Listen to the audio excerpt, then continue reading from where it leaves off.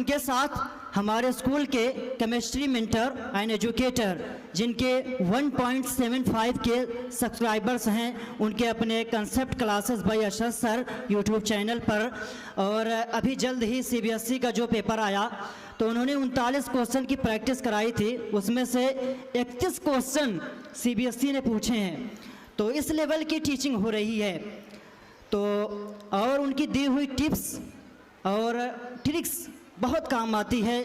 और हमेशा यूँ कहते हैं कि परों को खोल ज़माना उड़ान देखता है, परों को खोल ज़माना उड़ान देखता है, ज़मीन पे बैठ कर के आसमान देखता है। The personality of Ashraf sir is always said that हम भी दरिया हैं, हमें अपना हुनर मालूम है। हम भी दरिया हैं, हमें अपना हुनर मालूम है, जिस तरफ भी चल पड़ेंगे रास्ता हो जाएगा। A big round applause for Ashraf sir and Vijendra Mishra sir. उनके साथ हमारे स्कूल के केमिस्ट्री मेंटर एंड एजुकेटर जिनके 1.75 के सब्सक्राइबर्स हैं, उनके अपने concept classes bye Ashraf sir YouTube channel पर। और अभी जल्द ही सीबीएसई का जो पेपर आया तो उन्होंने 39 क्वेश्चन की प्रैक्टिस कराई थी, उसमें से 31 क्वेश्चन सीबीएसई ने पूछे हैं। तो इस लेवल की टीचिंग हो रही है। तो और उनकी दी हुई टिप्स और ट्रिक्स बहुत काम आती है। और हमेशा यूँ कहते हैं कि परों को खोल ज़माना उड़ान देखता है, परों को खोल ज़माना उड़ान देखता है, ज़मीन पे बैठ कर के आसमान देखता है। The personality of Ashraf sir is always said that हम भी दरिया हैं, हमें अपना हुनर मालूम है। हम भी दरिया हैं, हमें अपना हुनर मालूम है, जिस तरफ भी चल पड़ेंगे रास्ता हो जाएगा। A big round applause for Ashraf sir and Vijendra Mishra sir. Good evening respected director ma'am and director sir, principal ma'am and admin sir and all dear guests। अभी विजेंद्र सर ने आपको बहुत कीमती बातें बताई, बहुत सारी चीज़ें आपको सीखने को मिली। हम सब की ज़िंदगी बहुत छोटी है और इसी ज़िंदगी में हर इंसान को अपने लिए कुछ करना है, साथ में अपने देश के लिए, अपने समाज के लिए भी कुछ करना है। लेकिन मैं समझता हूँ कि सबसे पहली और सबसे बड़ी चीज़ होती है, हर इंसान इस दुनिया में अगर पैदा हुआ है तो अपनी एक अलग पहचान बनाए। एक बेटे की पहचान अगर उसके बाप से होने लगे, ये कोई बड़ी बात नहीं होती है। लेकिन जब एक बाप की पहचान उसके बेटे से होने लगे, वो उस बाप की ज़िंदगी का सबसे प्राउड मोमेंट होता है। एक पौधा जब आप उसको प्लांटेशन करते हैं, पौधे को उगाते हैं, तो बचपन से आंधी हो, तूफ़ान हो, हर जगह उसकी केयर करनी पड़ती है। इसी तरीके से हमारे जो ये बच्चे हैं छोटे छोटे, जब वो माँ की पेट से होते हैं, उनकी परवरिश वहीं से शुरू हो जाती है। और परवरिश तब तक होती है जब तक उनकी ज़िंदगी ख़त्म नहीं हो जाती या हमारी ज़िंदगी बाकी रहती है। आज भी मैं इतना बड़ा हो गया हूँ, आज भी डांट खाता हूँ, क्योंकि आज भी परवरिश मम्मी करती हैं, अम्मी परवरिश करती हैं। और हमारी परवरिश ऐसी ही होनी चाहिए कि ताउम्र परवरिश होनी चाहिए। आप एज अ पेरेंट्स, हम एज अ टीचर और ये स्कूल, ये सब क्यों हैं? आप यहाँ क्यों आए हैं? हम सब का मकसद क्या है? लास्ट ईयर भी मैंने यही बात कही थी कि हम सब का मकसद है कि हम सब अपने बच्चों को वो तालीम दें, वो एजुकेशन दें, वो कैरेक्टर दें, जिससे वो समाज में जब खड़ा हो तो उससे आपकी झलकियाँ नज़र आए। लोग ये पूछने पे मजबूर हो जाएं कि आप किस फैमिली से बिलोंग करते हो, आपके माँ बाप कौन हैं, आपने किसी स्कूल से पढ़ाई की, आपने चीज़ों को सीखा कहाँ है। लेकिन यहाँ पे एक बात मैं बहुत दिल की गहराइयों से अर्ज़ करता हूँ। मैं अब जो बात कहने वाला हूँ, आप एज अ टीचर मत सुनिएगा मुझे कि एक टीचर बोल रहा है, बल्कि एक बच्चा, एक स्टूडेंट अपने माँ बाप से जो कहना चाहता है, मैं उन सारी बातों को, जो मेरी इतनी एज है, उन सारी बातों को आपके सामने रखना चाहता हूँ। कई बार ऐसा होता है कि बच्चों का पढ़ने का मन नहीं करता है, कई बार ऐसा होता है कि उनको अकेले रहने का मन करता है, सबसे अलग थलग रहने का मन करता है, क्योंकि ये बच्चे का मैच्योरिटी का दौर होता है जब बच्चों के अंदर बदलाव आते हैं।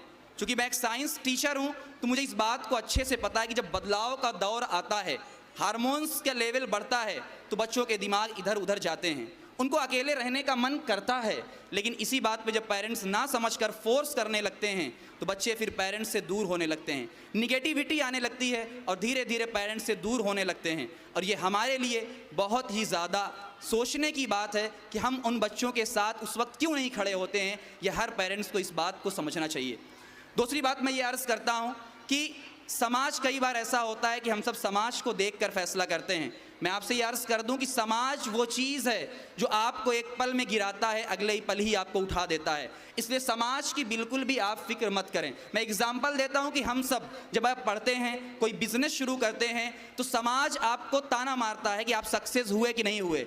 जब आप सक्सेस नहीं होते एज अ स्टूडेंट, समाज ये आपसे कहता है अरे ये तो घूमता था, क्या ही पढ़ लेगा। लेकिन वहीं पे अगर आप सक्सेस हो जाते हैं तो फिर वही समाज आपसे कहता है कि नहीं नहीं, ये तो घूमने थोड़ी जाता था, ये तो मूड को फ्रेश करने जाता था। यही वो समाज है कि आपकी नाकामियों को उसने उछाला, लेकिन जब आप कामयाब हो गए वही समाज आपके पीछे पीछे आ गया। उसी पर एक शेर है जो मैं अर्ज़ करना चाहता हूँ।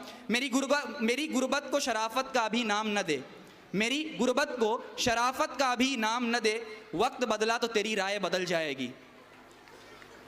दूसरी बात मैं पेरेंट्स से अर्ज़ करना चाहता हूं जो मैंने फेस किया है, अपने घर में नहीं, बच्चे मुझे बताते हैं कि पेरेंट्स बच्चों को कंपेयर करते हैं। ये हर घर का है, पेरेंट्स बच्चों को कंपेयर करते हैं कि तेरा बड़ा भाई ऐसा है, वो शर्मा जी का लड़का ऐसा है, वो फलाने ऐसे हैं। याद रखिएगा, हर बच्चा एक जैसा नहीं होता। ना हर बच्चे को आप मार सकते हैं, ना मारना एक सॉल्यूशन है। आप अलग अलग तरीके अपनाएं। जैसे मैं आपको कुछ तरीके बताता हूं। फॉर एग्जांपल, कोई बच्चा बहुत घूमता है, आप उसका घूमना बंद कर दें। कोई बच्चा मोबाइल बहुत चलाता है, अब उसके मोबाइल का टाइम कम कर दें। ये मारने से ज़्यादा बेहतर है, क्योंकि आज के इस दौर में अगर आप मारेंगे तो बच्चे आपसे बदजन हो जाते हैं और आपसे दूर होने जाते हैं। तो बच्चे दूर ना हों, आपके करीब रहें, ये ज़्यादा ज़रूरी है। दूसरी कुछ चीज़ें और अर्ज़ मैं करता हूँ कि एक बच्चों को बचपन से कुछ चीज़ें आप सिखाते हैं, हर कोई सिखाता है। उनमें से दो टाइप के जो थॉट्स होते हैं, एक वो थॉट्स होते हैं जो आप बच्चों के अंदर डेवलप करते हैं कि बेटा मैं तेरे साथ खड़ा हूं, तू जो चाहे कर।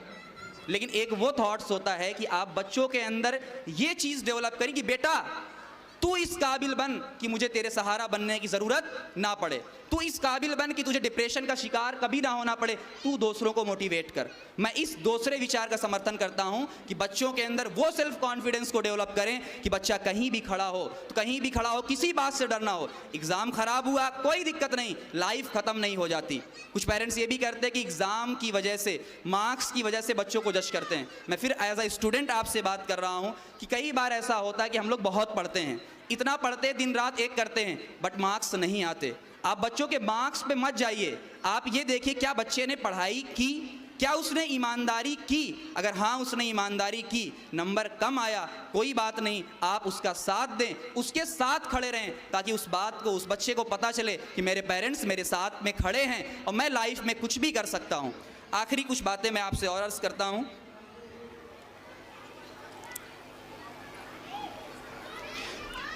कई बार ऐसा होता है कि माँ बाप अपनी पूरी जान लगा देते हैं लेकिन बच्चे सक्सेस नहीं हो पाते।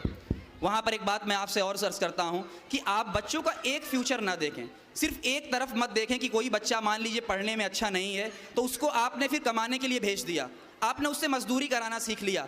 ऐसी चीज़ें नहीं हैं। आप बच्चों को उन बच्चों के अकॉर्डिंग कि वो बच्चा क्या चाहता है, हो सकता है वो बच्चा सिंगिंग में एक्सपर्ट हो सकता है वो बच्चा आर्ट में एक्सपर्ट हो, आप बेहतर जानते हैं। आप टीचर से मिलिए, आप उन बच्चों की काउंसलिंग करिए और उन बच्चों को फिर उस राह की तरफ चलिए।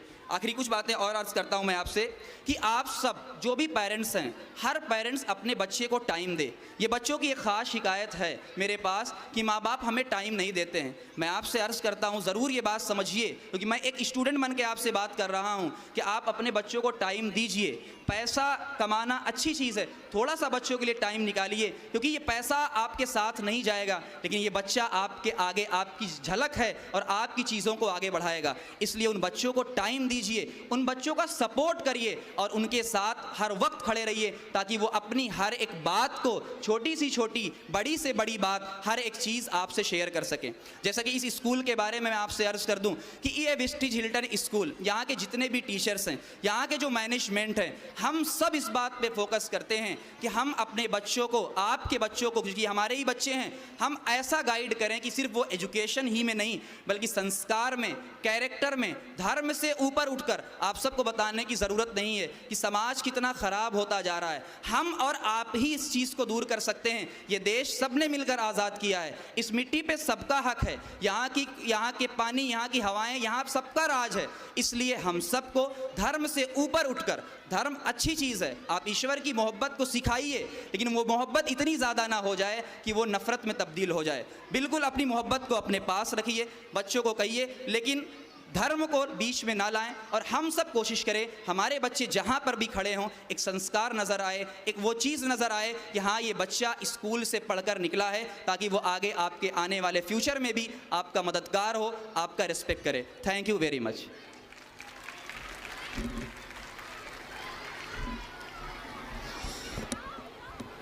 बहुत शुक्रिया सर, आपने बहुत ही अच्छे अच्छे अल्फाज से नवाजा और यूँ कहा कि चिरागों के सफ़र में दबदबा हो आधियों का, चिरागों के सफ़र में दबदबा हो आधियों का, तो फिर अंजाम जुल्मत के सिवा कुछ भी नहीं है। ये दुनिया नफ़रतों की आखिरी स्टेज पर है, ये दुनिया नफ़रतों की आखिरी स्टेज पर है, इलाज इसका मोहब्बत के सिवा कुछ भी नहीं है। तो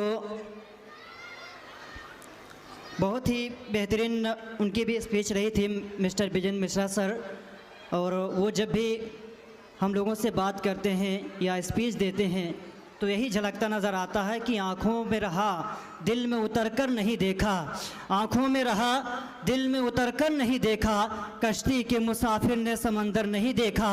और जिस दिन से चला हूँ मेरी मंजिल पे नज़र है, जिस दिन से चला हूँ मेरी मंजिल पे नज़र है, आँखों ने कभी मील का पत्थर नहीं देखा।